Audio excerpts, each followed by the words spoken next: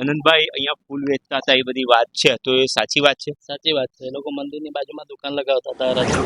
મારી પાસે એમ કે એવું કંઈક ભંડોળ બી નથી ને હું સરપંચને ઉમેદવારી કરી શકું એટલો મારી લાયકાત પણ નથી એવું એમને અમને કહીને પહેલાં તો નનૈયો ભણી દીધો, અમને ના પાડી દીધી. પછી એમને જે બોડીના 7 નંબરના વોર્ડના સભ્ય તરીકે મેં પોતે ફોર્મ ભર્યું હતું, એમના બોડીમાં અમે હાથે હતા. હું છું ઉનાઈ, અને ઉનાઈ જે ધારાસભ્ય અનંત પટેલનું ગામ છે, અને એક્ઝેક્ટ જે જગ્યાએ હું ઊભો છું એ ધારાસભ્ય અનંત પટેલના ઘર તરફ જવાના રસ્તે છું. અને આજે આપણે ગામમાંથી જાણવાની કોશિશ કરીશું કે અનંત પટેલનું ઘર કેવું છે, અનંત પટેલ કેવી રીતે રહે છે, અનંત પટેલે ક્યાં અભ્યાસ કર્યો હતો, અનંત પટેલ કઈ પંચાયતમાંથી ચૂંટાઈને પહેલી વખત સરપંચ બન્યા હતા, અનંત પટેલનું ક્યાંથી રાજકીય શરૂઆત થઈ હતી, અને લોકો પાસે માહિતી જાણીશું કે અનંત પટેલ સાથે કોણ હતા, એમના મિત્રો કોણ હતા, એ વિશે આપણે આજે જાણવાની કોશિશ કરીશું. એટલે કે અનંતભાઈના ઘરની બહાર ઊભો છું, અને મારી પાછળ જે છે અનંતભાઈનું ઘર છે, અને અનંતભાઈના ઘરની બહારથી આ રોડ છે બજાર બાજુ, અને મારી એક્ઝેક્ટ આ બાજુ મંદિર બાજુથી રોડ આવે છે. અને અનંતભાઈનું જે ઘર છે ને, એમાં તમે બે ગાડી કદાચ સામે આવી જાય તો એમના ઘરે પાર્કિંગ કરવાની જગ્યા નથી. એમના ઘરે તમે આવો તો ગાડી તમારે 50 મીટર દૂર મૂકીને આવી પડે એવી પરિસ્થિતિ. અને આ અનંતભાઈનું ઘર છે, જ્યાં એ 1960થી કહે તો 60થી અનંતભાઈ અહીં જ રહે છે, એમનું પરિવાર અહીંયા જ રહે છે. આ અનંતભાઈનું ઘર છે જે ઓલ્ડ સ્ટાઇલમાં અને જૂના જમાનાની સ્ટાઇલમાં છે. જ્યારે ઉનાઈ ગામની પંચાયત 1964માં બની તે પહેલાંનું આ ઘર અહીં તમને જોવા મળે છે. ઓટલા ઉપર ઊભો છું, અને અનંતભાઈનું જે ઘર છે એ ઘણા લોકોને જોવાની ઈચ્છા હોય છે કે ધારાસભ્યનું અમારા લોકલાડીલા ધારાસભ્ય આદિવાસી સમાજના જે મસીહા કહેવાય છે એનું ઘર કેવું હોય છે. એના માટે હું આજે તમને અનંતભાઈના ફક્ત એક રૂમની મુલાકાત કરાવીશ કે અનંતભાઈ જ્યાં બેસે છે, જ્યાં એમને લોકો મળવા આવે છે, જે એમના સવાલો પ્રશ્ન લઈને લોકો મળવા આવે છે, એ ફક્ત અનંતભાઈનો આ એક રૂમ છે. અને જ્યાં અનંતભાઈ બેસતા હોય છે અને લોકોની સમસ્યા સાંભળતા હોય છે, લોકોની મિટિંગ અહીંયા થતી હોય છે, અને લોકો એમના પ્રશ્ન લઈને અનંતભાઈ પાસે અહીંયા આવતા હોય છે. આ ફક્ત એક 10 બાય 15નો રૂમ છે, 12 બાય 15નો રૂમ છે, અને એ 15ના રૂમમાં તમને પુસ્તક જોવા મળશે, કબાટ જોવા મળશે, ટીવી છે, સોફા છે, અને વધારેમાં વધારે 10 થી 15 માણસો બેસી શકે છે. તો રૂમમાં ધારાસભ્ય થઈ અનંત પટેલ જે સ્કૂલમાં નાનેથી ભણ્યા હતા, એમની શરૂઆત સ્કૂલમાં જે ગુજરાતી સ્કૂલમાં શરૂઆત થઈ હતી એ આ ગુજરાતી સ્કૂલ છે, જે ઉનાઈ પ્રાથમિક શાળા તરીકે ઓળખાય છે. અને આજે પણ એ સ્કૂલ અનંતભાઈના ઘરથી બાજુમાં જ છે.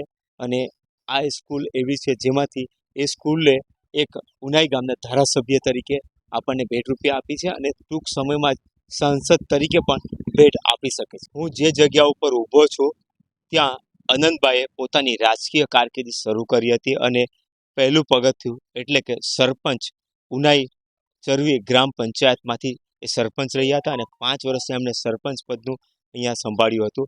અને ત્યાર પછી એમણે આગળની શરૂઆત અહીંથી જ કરી હતી.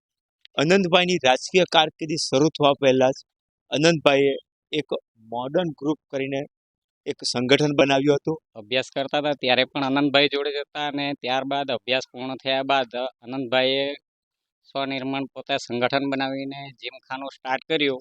સાથે ગણપતિ મંડપનું પણ સાથે આયોજન ચાલુ થયું. આ રીતે સંગઠન બનતા સમથિંગ 400-500 વ્યક્તિ મતલબ છોકરાઓ ભેગા થઈ ગયા. 500-600 વ્યક્તિનું એક આખું સંગઠન મોડર્ન ક્લબ થઈ ગયું. ઉનાઈ માતાના મંદિરે છું, ઉનાઈ માતાના મંદિરના ગેટની એક્ઝેક્ટ સામેની બાજુ ઊભો છું. અને અહીં જ્યારે અનંતભાઈ શરૂઆતના દિવસો, એમના સંઘર્ષના દિવસો હતા, ત્યારે ઉનાઈ માતાના જૂનું મંદિર અને આ જે મંદિરનો ગેટ છે, અહીંયા એ ફૂલ વેચવાનું કામ કરતા હતા. અને જેમની સાથે ફૂલ વેચતા હતા એવા જ એમના મિત્રો આજે પણ ફૂલ વેચે છે. આપણે એમની સાથે પણ વાત કરીશું કે એ દિવસો કેવા હતા. તમારું નામ? શૈલેષભાઈ. અનંતભાઈ અહીંયા ફૂલ વેચતા હતા, એ બધી વાત છે, તો એ સાચી વાત છે? સાચી વાત છે. એ લોકો મંદિરની બાજુમાં દુકાન લગાવતા હતા હરાજીમાં. જે તે ટાઈમ પર. અને એ ધારાસભ્ય બનવાના પહેલા જ્યારે ટ્યુશન કરાવતા હતા, અને ટ્યુશનમાંથી ગામની અંદર કોઈના પાસે ટ્યુશનના પૈસા પણ નહીં લેતા હતા, જે ગરીબ વ્યક્તિઓ માટે જીવતા ને તેમના. ટ્યુશન કરાવીને ફ્રી ટાઈમ હોય ત્યાર પછી દુકાન હતી એમની, એને ફૂલ વેચતા હતા. તો તમે કેટલા વર્ષ સુધી એમની સાથે કામ કર્યું એમની બાજુમાં? 20-25 વર્ષ થઈ ગયા. 20-25 વર્ષ થયા તમે એમની બાજુમાં તમારી દુકાન હતી. અમે એમ તો- ત્યાં કામ કરતા હતા. તમે એમને ત્યાં કામ કરતા હતા ફૂલમાળીનું.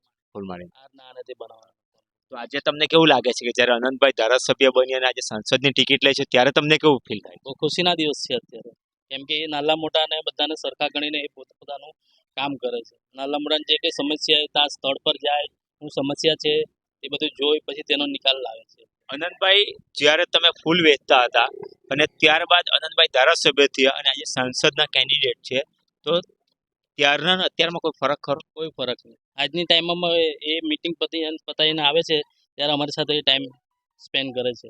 હું છે હું એટલે એમને જ્યારે એમના જે એ ત્યારે જે પરિસ્થિતિમાં જીવતા હતા એ પરિસ્થિતિ આજે સુધી ભૂલ્યા નથી અને એમના જે રીતની પરિસ્થિતિ એ આજે પણ જીવવાની ટેવ રાખે છે. તેવું જ બધા સાથે હળી મળીને વાત કરે છે. આપણે શૈલેષભાઈ સાથે વાત કરીને એમણે કીધું કે અનંતભાઈ જ્યારે 20-25 વર્ષ પહેલા જ્યારે ફૂલની દુકાન ઉપર ફૂલ વેચતા હતા અને એમને ત્યાં માળીનું એ લોકો કામ કરતા હતા અને ત્યાર પછીની જે એમની જર્નીની શરૂઆત થઈ, એમણે શરૂઆતમાં મોડર્ન ક્લબ જેવા એક નાનું એવું સંગઠન બનાવ્યું અને ત્યારબાદ પંચાયતની ચૂંટણી લડી, સરપંચ બન્યા ઉનાઈ ગામના અને ત્યારબાદ વાંસદા તાલુકા પંચાયતમાંથી પ્રમુખ બન્યા અને ત્યારબાદ એમણે ધારાસભ્યમાં ઝંપલાવ્યું અને આજે ધારાસભ્યની એક ટર્મ જીતી અને બીજી વખત ધારાસભ્ય બન્યા અને ધારાસભ્યના બીજા ટર્મ થકી આજે એમણે વલસાડ ડાંગ વલસાડ લોકસભામાંથી ટિકિટ જ્યારે એમને સાંસદની મળી છે ત્યારે એ સાંસદ બનવા જઈ રહ્યા છે. ત્યારે એમના સાથી મિત્રો જે એમની સાથે વર્ષોથી કામ કરતા હતા, એમના બચપણના મિત્રો છે, નાનપણના મિત્રો છે,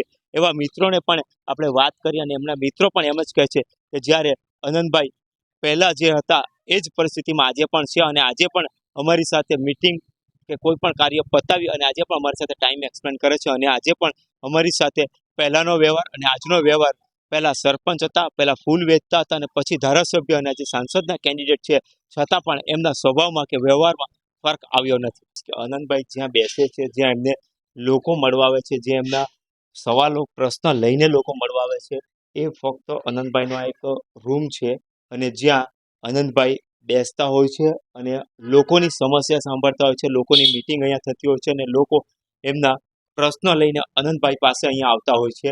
આ ફક્ત એક 12x15નો રૂમ છે અને એ 15ના રૂમમાં તમને પુસ્તક જોવા મળશે, કબાટ જોવા મળશે, ટીવી છે, સોફા છે અને વધારેમાં વધારે 10 માણસો બેસી શકે છે તો રૂમમાં અવર જવર પણ ન થઈ શકે એવી પરિસ્થિતિ ઊભી થઈ શકે છે. અને એ જ રૂમમાં અનંતભાઈ લોકોની મિટિંગ અને લોકોની સમસ્યા જ્યારે સરપંચ બન્યા ત્યારથી પણ એમણે શરૂઆત અહીંથી જ કરી હતી, પ્રથમ વખત ધારાસભ્ય બન્યા ત્યારથી પણ શરૂઆત અહીંથી જ થઈ હતી અને જ્યારે આજે લોકસભા 26ની બેઠકના દાવેદાર જે છે ત્યારે પણ શરૂઆત અહીંથી જ કરે છે અને લોકો આજે પણ એમને મળવા માટે કે એમની સમસ્યા લઈ આજે પણ આ જ જગ્યાએ આવે છે અને અનંતભાઈ અહીંથી જ એ લોકોની સમસ્યા સાંભળે છે. જ્યારે એક કિસ્સો મને યાદ આવે છે કે જ્યારે કપરાડા જેવા વિસ્તારમાંથી લોકો અનંતભાઈના ઘરે આવતા હોય છે મળવા માટે, ત્યારે એક છોકરો હતો, એમણે અનંતભાઈને સવાલ કર્યો હતો કે ધારાસભ્યનું ઘર કેવું હોવું જોઈએ? તો ધારાસભ્યનું ઘર એવું હોય કે એમણે કીધું હતું કે મને એવું લાગતું હતું, એ છોકરાએ કીધું કે મને એવું લાગતું હતું કે ધારાસભ્યનું ઘર એટલે તો બહાર વોચમેન હોય, વોચમેનને ગઈને આપણે ચિઠ્ઠી આપશું, વોચમેન ચિઠ્ઠી લઈ અને ધારાસભ્યને આપશે અને ધારાસભ્ય ટાઈમ આપશે, અમને એક રૂમમાં બેસાડશે અને ત્યારબાદ ધારાસભ્યને મળવા જશું, એવી એમની માન્યતા હોય છે. પણ અનંતભાઈ જ્યારે ધારાસભ્ય બન્યા, જ્યારે અનંતભાઈના ઘરે લોકો આવે છે ત્યારે એ માન્યતા તૂટી જાય છે. ત્યારે તમે એના જ્યારે બારણામાં ઊભા રહ્યો છે ત્યારે અનંતભાઈ જ બારણો ખોલે છે. અહીંયા કોઈ વોચમેન નથી કે કોઈ જાહો જલાલી નથી, ફક્ત અનંતભાઈ અને પ્રજા એમની સાથે સીધો સંવાદ કરે છે. હું છું સન ઓફ આદિવાસી, જીજે દેશી ન્યૂઝ.